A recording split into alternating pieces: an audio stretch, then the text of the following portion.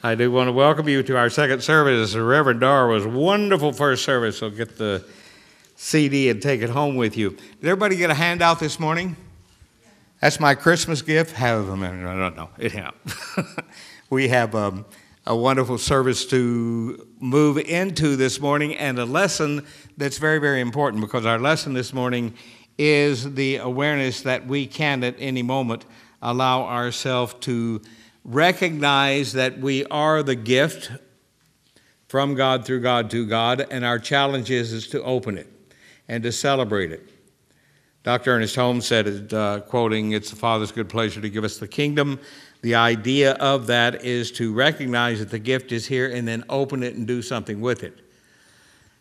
You're a very interesting gift in this thing called life, and the gift that you are is the realization, as Sri Aurobindo pointed out very clearly, that each individual on this life experience journey is one of a kind, that there's no two alike, and that when we get lost in our own nonsense is when we start comparing ourselves to everyone else, which in reality, metaphysical reality, there is no comparison. Why? Because the uniqueness of us is ready to be something that has never happened before in the universe. And when we begin to honor that and live from that awareness, all of a sudden our whole definition of ourselves begins to change. There's something important for me to do or I wouldn't be here. There's something important for me to learn or I wouldn't be here. There's something important for me to give or I wouldn't be here, to receive. I love the concept that is shared in Luke 13:17. "And he sent his servant at supper time to say to them that were hidden, 'Come, for all things are now ready.'" You see, the only thing we can hide from is ourself. The only truth we can hide from is our own truth. And the only one who can make up their mind to do it is ourself. Everyone say acceptance. Isn't that opening the gift? Acceptance of recognizing who you are. I know, there's a whole lot of metaphysicians out there who study truth and think about truth and meditate on truth and everything, but let themselves be the truth in action. They have a whole head full of knowledge, but not one cotton-picking bit of wisdom. Why? Because knowledge applied is wisdom. If there is one life, and it's God, and it's your life, and with God all things are possible, and when you know this and know you know it, you can move through anything and be unmoved by it, why don't you move through whatever you need to move through, learn from it, and then grow and give something beautiful to the world from the experience? The world needs you to change your mind about yourself. No matter how wonderful it is, it's waiting to be even better. Dr. Holmes says on page 398 of the Science of Mind textbook, he's talking about acceptance and realization. He says these words.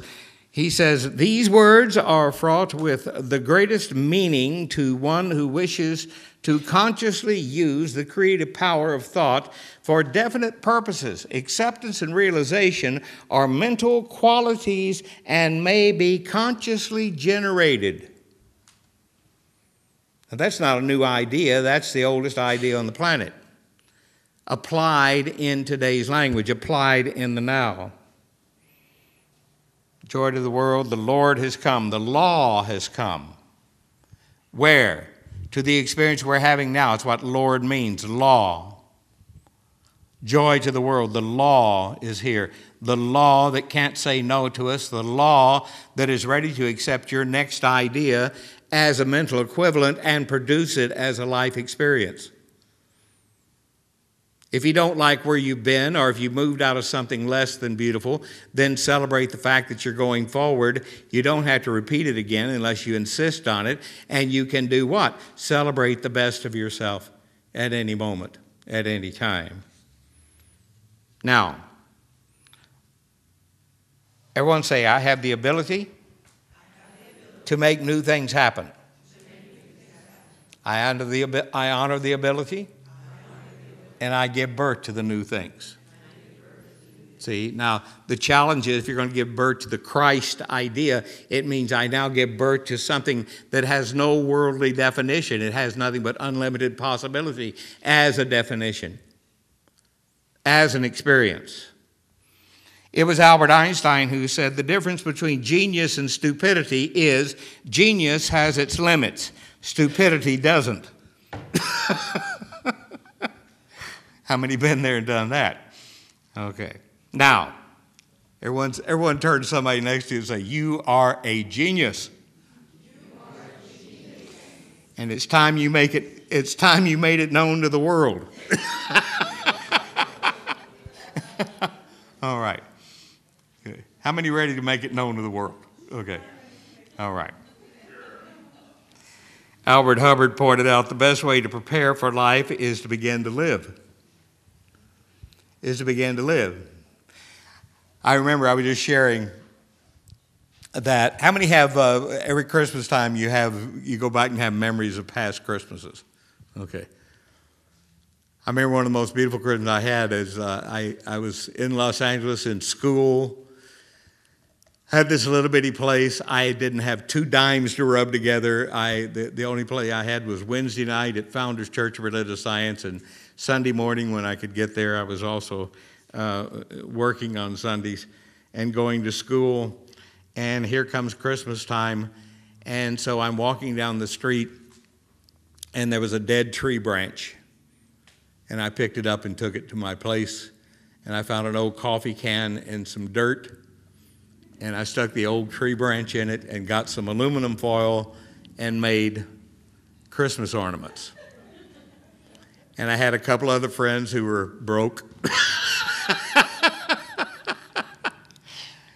And I still remember who they are, and I remember what a wonderful day it was, and I remember we all chipped in, and we got, I think, some chicken at Safeway or something, and we had a day. But isn't it interesting that that's the Christmas I remember so strongly?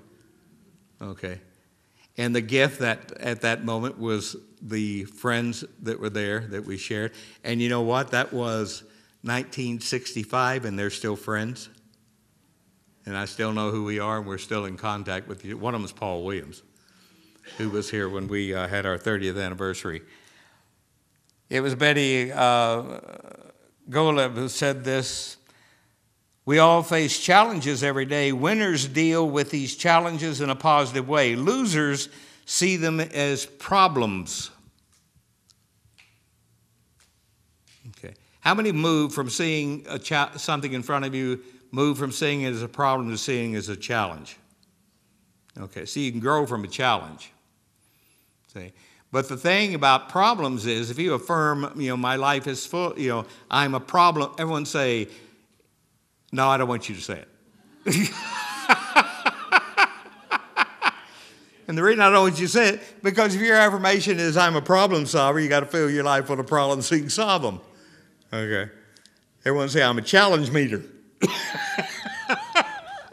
And what does your challenge meter say? Okay. All right.